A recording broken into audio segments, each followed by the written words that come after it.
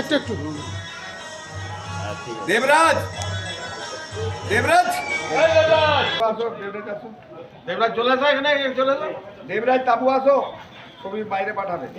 এই ইন্দ্র এসো এসো। তনুশ্রী ম্যাডাম আসছে।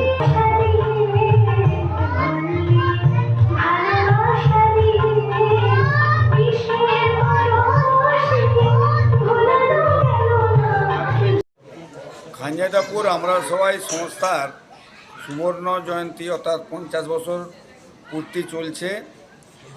গত 12ই জানুয়ারি থেকে 18ই জানুয়ারি চলবে। আজকে গুণীজন সম্বর্ধনা ছিল।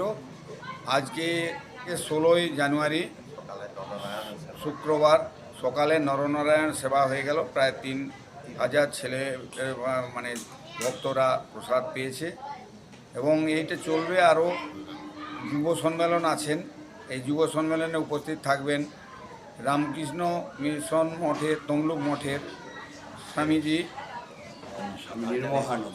স্বামী নির্মহানন্দজি এবং গোল পার্কের সেক্রেটারি মহারাজ উপস্থিত থাকবেন, সুপর্ণানন্দজি মহারাজ।